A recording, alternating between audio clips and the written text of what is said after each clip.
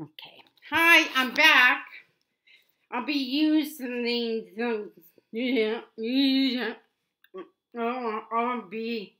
I will be using this Bible for this week's Torah portion. I'll be using the Jesus Bible, and it is an NIV translation. So we will be reading. So we will be reading Leviticus. We'll be reading Leviticus chapter 6 to chapter 8.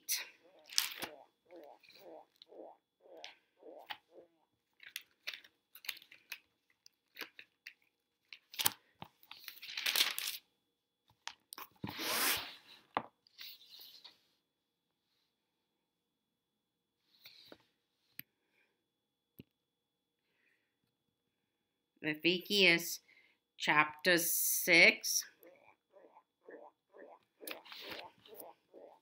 NIV.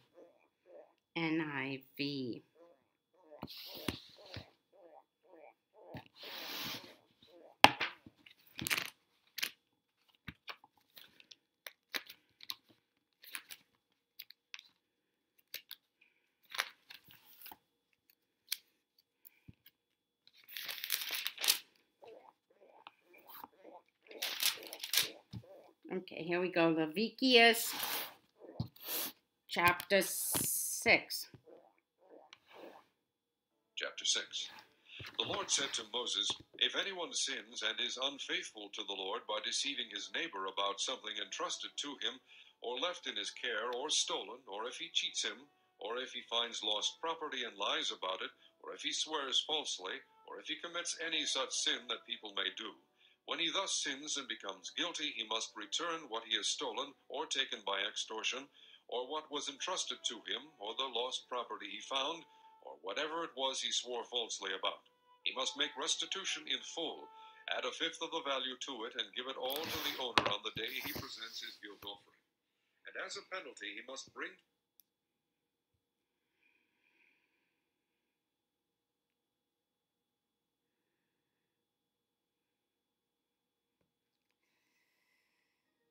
Chapter 6. The Lord said to Moses, "If anyone sins and is unfaithful to the Lord by deceiving his neighbor about something entrusted to him, or left in his care, or stolen, or if he cheats him, or if he finds lost property and lies about it, or if he swears falsely, or if he commits any such sin that people may do, when he thus sins and becomes guilty, he must return what he has stolen or taken by extortion, or what was entrusted to him, or the lost property he found, or whatever it was he swore falsely about.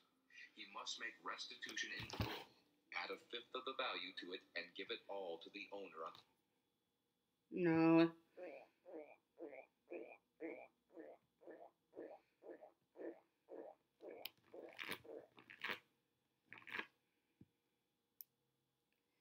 Leviticus chapter 6.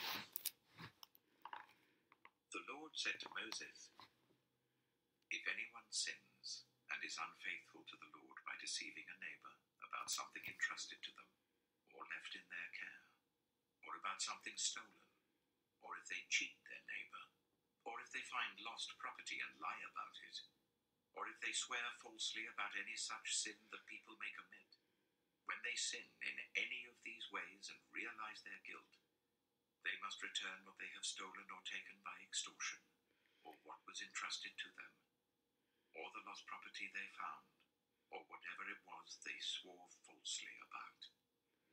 They must make restitution in full, add a fifth of the value to it, and give it all to the owner on the day they present their guilt offering. And as a penalty, they must bring to the priest, that is, to the Lord, their guilt offering, a ram from the flock, one without defect and of the proper value. In this way the priest will make atonement for them before the Lord, and they will be forgiven for any of the things they did that made them guilty." The Lord said to Moses, "Give Aaron and his sons this command. These are the regulations for the burnt offering. is to remain on the altar hearth throughout the night till morning, and the fire must be kept burning on the altar. The priest shall then put on his linen clothes with linen undergarments next to his body, and shall remove the ashes of the burnt offering that the fire has consumed on the altar, and place them beside the altar. Then he is to take off these clothes and put on others, and carry the ashes outside the camp to a place that is ceremonially clean. The fire on the altar must be kept burning. It must not go out. Every morning the priest is to add firewood and arrange the burnt offering on the fire and burn the fat of the fellowship offerings on it. The fire must be kept burning on the altar continuously. It must not go out. These are the regulations for the grain offering. Aaron's sons are to bring it before the Lord in front of the altar. The priest is to take a handful of the finest flour and some olive oil, together with all the incense on the grain offering, and burn the memorial portion on the altar as an aroma pleasing to the Lord. Aaron and his sons shall eat the rest of it, but it is to be eaten without yeast in the sanctuary area. They are to eat it in the courtyard of the tent of meeting. It must not be baked with yeast. I have given it as their share of the food offerings presented to me. Like the sin offering and the guilt offering, it is most holy. Any male descendant of Aaron may eat it. For all generations to come, it is his perpetual share of the food offerings presented to the Lord. Whatever touches it will become holy. The Lord also said to Moses, "This is the offering Aaron and his sons are to bring to the Lord on the day he is anointed: a tenth of an ephah of the finest flour as a regular grain offering, half of it in the morning and half in the evening. It must be prepared with oil on a griddle. Bring it well mixed and present the grain offering, broken in pieces as an aroma pleasing to the Lord. The son who is to succeed him as an anointed priest shall prepare it. It is the Lord's perpetual share and is to be burned completely. Every grain offering of a priest shall be burned completely. It must not be eaten." The Lord said to Moses, "Say to Aaron and his sons, 'These are the regulations for the sin offering.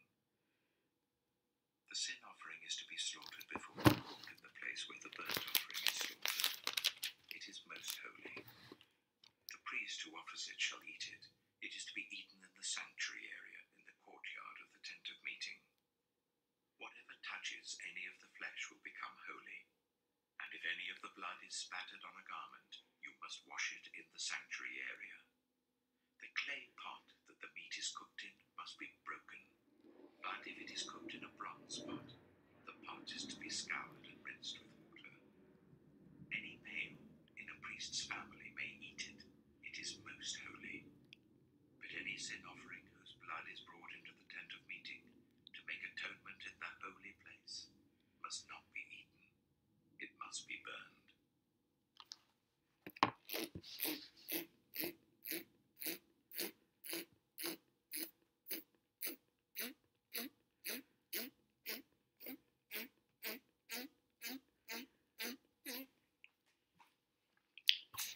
Okay. Let me see.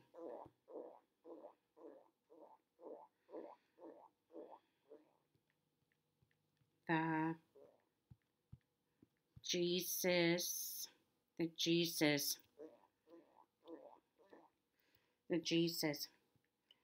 Bible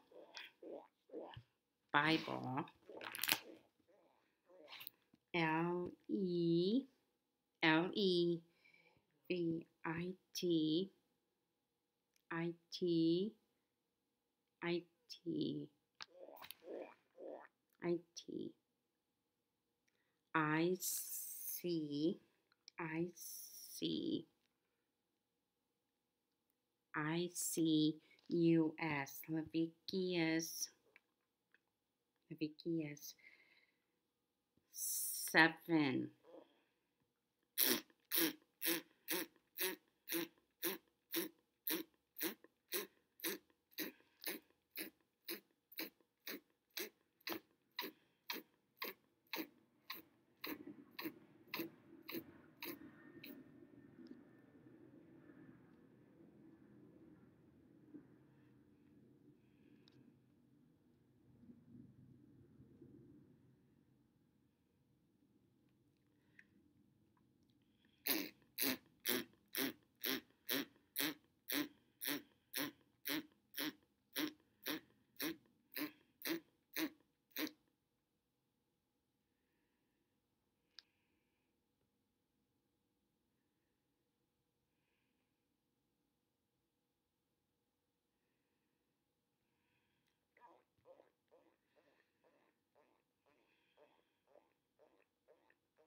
Okay. Lev, It,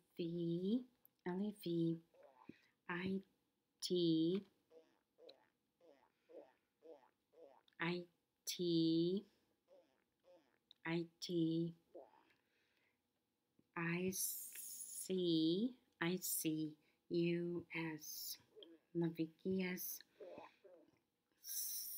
7,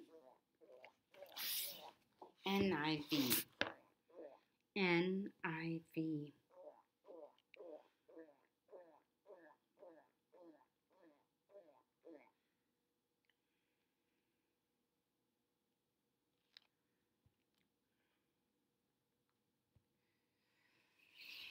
Leviticus chapter 7.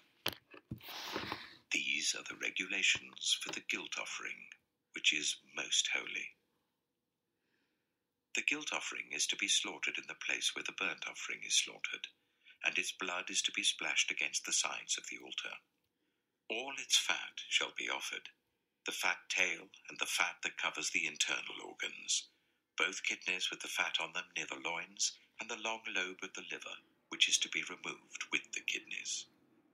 The priest shall burn them on the altar as a food offering presented to the Lord. It is a guilt offering. Any male in a priest's family may eat it, but it must be eaten in the sanctuary area. It is most holy. The same law applies to both the sin offering and the guilt offering. They belong to the priest, who makes atonement with them.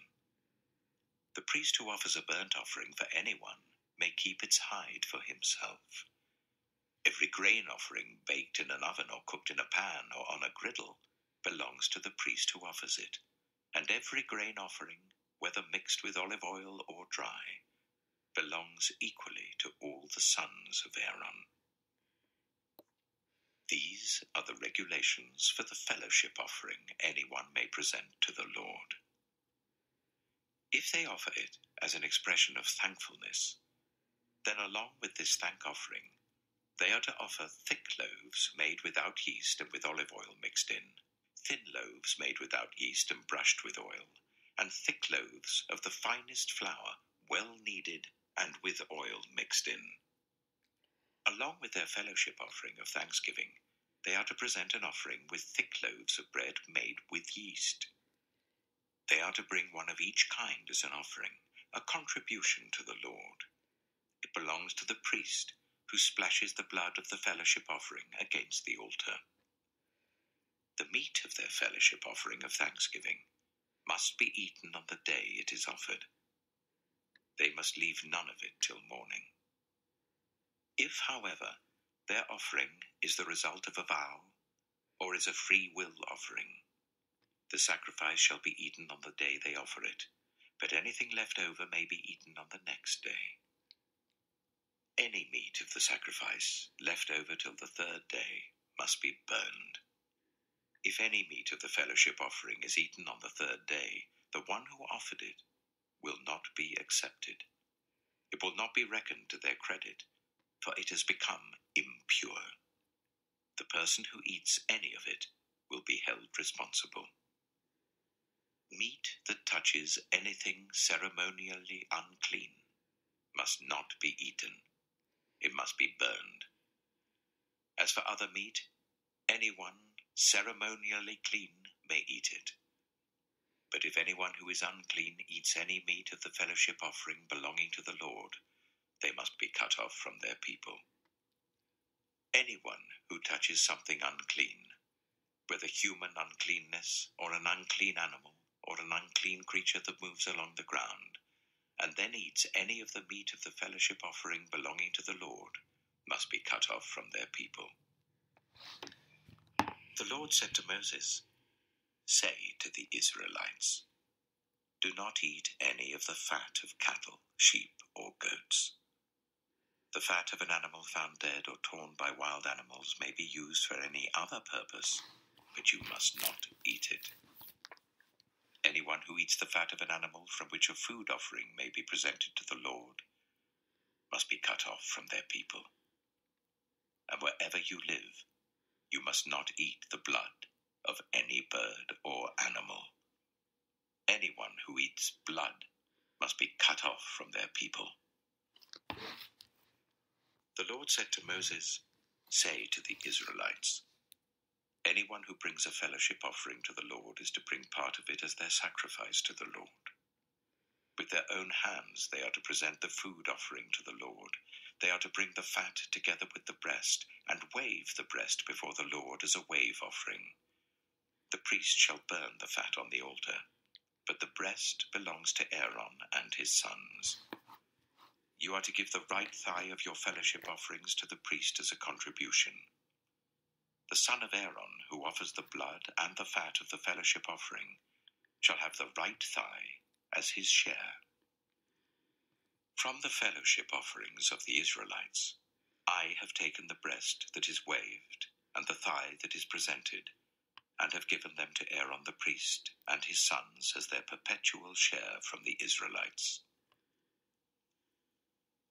This is the portion of the food offerings presented to the Lord that were allotted to Aaron and his sons on the day they were presented to serve the Lord as priests. On the day they were anointed, the Lord commanded that the Israelites give this to them as their perpetual share for the generations to come.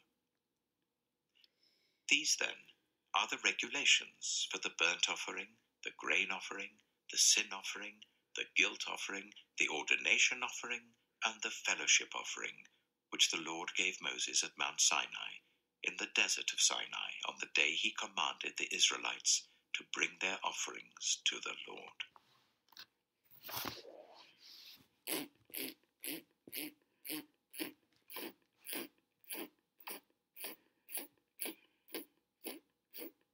Leviticus chapter 8. The Lord said to Moses, "Bring Aaron and his sons, their garments, the anointing oil, the bull for the sin offering, the 2 rams and the basket containing bread made without yeast, and gather the entire assembly at the entrance to the tent of meeting." Moses did as the Lord commanded him, and the assembly gathered at the entrance to the tent of meeting. Moses said to the assembly, "This is what the Lord has commanded to be done." Then Moses brought Aaron and his sons forward and washed them with water. He put the tunic on Aaron, tied the sash around him, clothed him with the robe, and put the ephod on him. He also fastened the ephod with a decorative waistband which he tied round him. He placed the breastpiece on him and put the Urim and Thummim in the breastpiece. Then he placed the turban on Aaron's head and set the gold plate, the sacred emblem, on the front of it, as the Lord commanded Moses. Then Moses took the anointing oil and anointed the tabernacle and everything in it, and so consecrated them.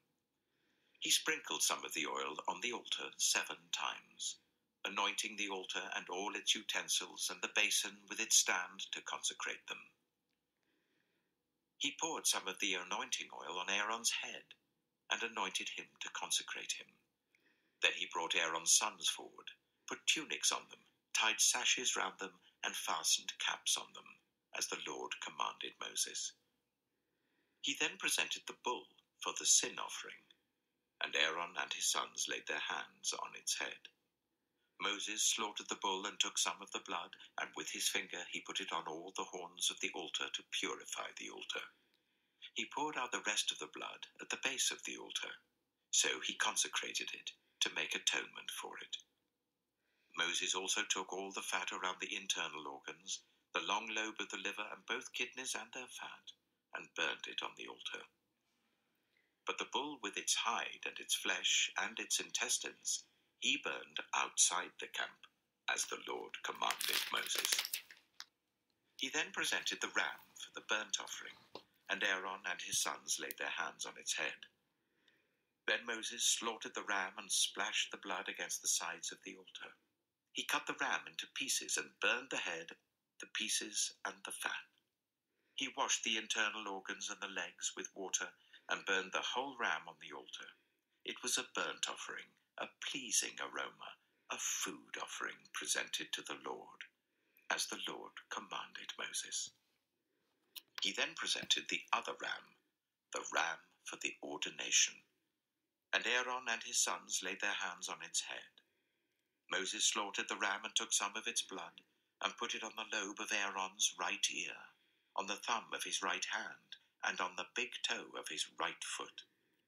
Moses also brought Aaron's sons forward and put some of the blood on the lobes of their right ears, on the thumbs of their right hands, and on the big toes of their right feet. Then he splashed blood against the sides of the altar. After that he took the fat tail, all the fat around the internal organs, the long lobe of the liver, both kidneys and their fat, and the right thigh. And from the basket of bread made without yeast, which was before the Lord, he took one thick loaf with olive oil mixed in, and one thin loaf, and he put these on the fat portions and on the right thigh.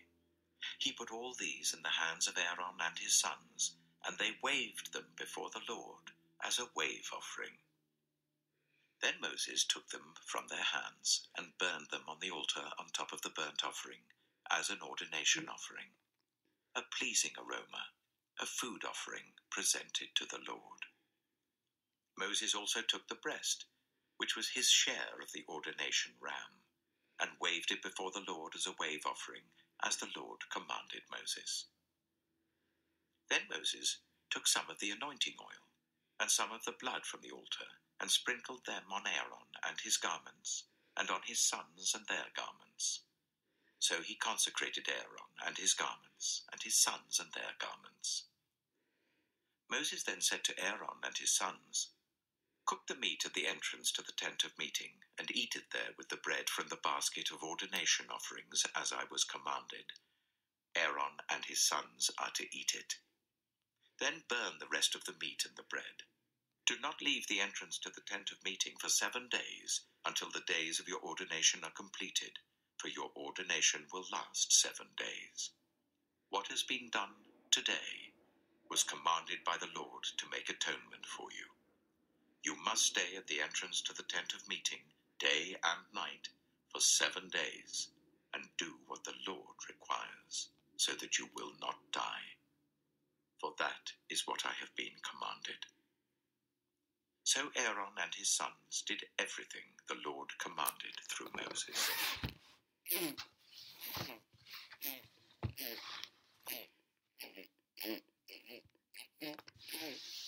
Okay, that's all. Bye.